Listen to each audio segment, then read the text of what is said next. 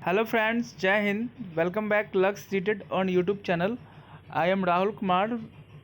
आज हम लोग सीटीपी का 3 चैप्टर कवर करेंगे और इस सीटीपी का अंतिम चैप्टर है, ठीक है। और इससे आपके लगभग 5 से 6 मार्क्स के सवाल बनते हैं।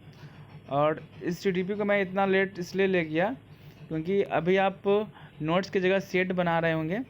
तो अभी अगर आप इसे पढ़ते हैं, ठीक है, तो आपको ये ज़्यादा ताज़ा रहेगा, ठीक है। ये दिमाग में भी आसानी से आपको समझ में आएगा और ये एग्ज़ाम तक रहेगा। तो अभी मैं थोड़ा लेट इसलिए करवाया कि आपको कुछ कवर नोट्स का हो, क्योंकि नोट्स पढ़ना बहुत ज़रूरी होता है किसी भी एग्ज़ाम को क्रैक करने के लिए। नोट्स सबसे ज़्यादा ज़रूरी होता है, उसके बाद स्टेट आप बनाते हैं। तो अभी मैं आपको सीटीपी का 3 चैप्टर कवर करूँगा और ये अंतिम होगा।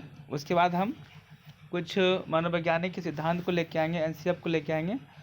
उसके बाद एग्ज़ाम से लगभग 2-3 दिन पहले एग्ज़ाम तक जो है मैं आपको लगभग प्रीवियस ईयर का लगभग 10 सेट जो है मैं आपको कवर कराऊंगा, ठीक है।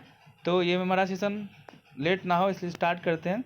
आज का ये चैप्टर है मेरा संज्ञान तथा संवेग, ठीक है, कॉग्निशन एंड इमोशन।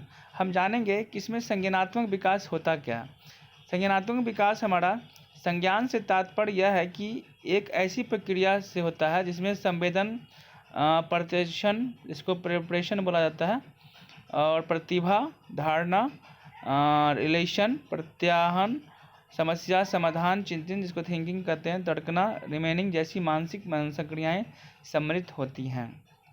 और इस मतलब संतान से तात्पर्य में किसी संवेदी सूचनाओं को ग्रहण करने, उस पर चिंतन करने तथा क्रमिक रूप से इस लायक बना देने से होता है, जिसका प्रयोग विभिन्न परिस्थितियों में करके वे तरह तरह की समस्याओं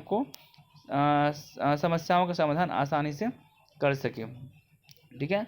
अब हमारा नेक्स्ट है संवेग। संवेग किसे कहते हैं? इमोशन। संवेग हर किसी में होता है, ठीक है। अब जानेंगे कि संवेग क्या है। संवेग को हम अंग्रेजी में इमोशन कहते हैं। यह एक लैटिन शब्द के इमोवर्ड से बना है, जिसका अर्थ होता है उत्तेजित करना। मतलब संवेग व्यक्तियों की उत्तेजित अवस्था का दूसरा नाम है। एक हमारे मनोवैज्ञानिक हैं गेल डॉर्ड के अनुसार संवेग क्रियाओं का उत्तेजक है, लेकिन संवेग में सिर्फ उत्तेजित अवस्था ही नहीं होती है बल्कि कुछ और भी प्रतिक्रियाएं होते हैं। मैंने आपको बताया कि संवेग हर किसी में होता है, और संवेग जैसे कि क्रोध, प्रेम, डर, हर्ष, दुख, उत्सुकता, जलन या किसी से ईर्ष्या करना, करुणा, आत्महीनता, भूख, आश्चर्य, अभिमान, मतलब जितने भी तरह के आप थिंकिंग करते हैं, ठीक है, वो एक संवेग है, इमोशन, ठीक है। तो आई होप कि आपको पता चल गया होगा कि संवेग किसे कहा जाता है। अब आगे बढ़ते हैं हमारा नेक्स्ट टॉपिक पे, कि वो है मेरा अभिप्रेरणा एवं अधिगम का प्रेरणा एवं अधिगम, मोटिवेशन एंड लर्निंग, ठीक है। ये हमारा 20वां टॉपिक है। इसमें अभिप्रेरणा से तात्पर्य यह है कि यह एक ऐसी संकल्पना है जो किसी व्यक्ति को कोई कार्य करने के लिए प्रेरित करती है। तो मोटिवेशन एक ऐसा है कि अगर आपको मतलब आप मोटिवेशन के बारे में आप खुद समझ रहे हो कि मोटिवेशन क्या होता है। मोटिवेशन में लोगों में एक किसी भी काम करने की जज्बा को उत्पन्न किया जाता है, ठीक है। उसे मोटिवेट किया जाता है कि वो किसी भी काम को, ठीक है, तत्परता के साथ वो संकल्पना लेकर वो काम करने के लिए प्रेरित होता है, ठीक है। दूसरा हम कह सकते हैं कि अभिप्रेरणा जो है कोई बाह्य शक्ति या तत्व नहीं होता है जिससे आसानी से छात्रों में डाला जा सके। अभिप्रेरणा ऐसी आंतरिक शक्ति है जो व्यक्ति को उत्तेजित व्यवहार करने के लिए प्रोत्साहित करती है, ठीक है। और आगे हमारा अभिप्रेरणा उत्पन्न करने के कारक। अभिप्रेरणा उत्पन्न करने के बहुत सारे कारक होते हैं कि हम ऐसा लोगों में क्या करें, क्या बताएं जो लोगों में जिस काम को, जिस उद्देश्य को करना है उसमें वो प्रेरित हो।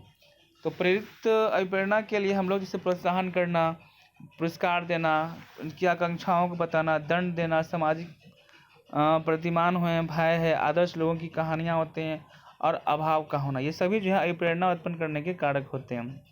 अभिप्रेरणा का अधिगम से क्या संबंध होता है। ठीक है, अभिप्रेरणा से अधिगम का बहुत संबंध होता है। जैसे कि अभिप्रेरणा के बिना अधिगम कमज़ोर पड़ जाता है, अभिप्रेरणा के बिना बालक आलसी हो जाता है। उसके बाद हमारा अभिप्रेरणा के द्वारा बालक किसी भी संप्रत्य को सीखने के लिए तत्पर होता है। अभिप्रेरणा व्यक्ति को कार्य करने के लिए बाध्य करता है और अभिप्रेरणा से ही रुचि उत्पन्न होती है। तो अभिप्रेरणा के बहुत सारे फायदे होते हैं। ठीक है, तो अभिप्रेरणा से आपको समझ में आ गया होगा। ठीक है, टॉपिक छोटा छोटा है। ठीक है, और बहुत इसे अच्छे से कवर किया गया है। और आपको ये सीटेट के एग्ज़ाम मतलब सीटीपी टीचर का अगर आप एग्ज़ाम दे रहे हैं और वहाँ पे सीटीपी अगर आपको आ रहा है तो सीटीपी लगभग यहाँ से आपको अच्छे खासे कवर हो जाएंगे। ठीक है, चाहे वो किसी भी स्टेट के टेट दे रहे हैं। और आगे हम बढ़ते हैं। 21 टॉपिक है मेरा 21वां अध्याय जो अंतिम है, उसका नाम है अधिगम को प्रभावित करने वाले कारक, फैक्टर कंट्रीब्यूटिंग टू लर्निंग। ठीक है, तो इसमें जानेंगे कि बुद्धि क्या है, इंटेलिजेंस।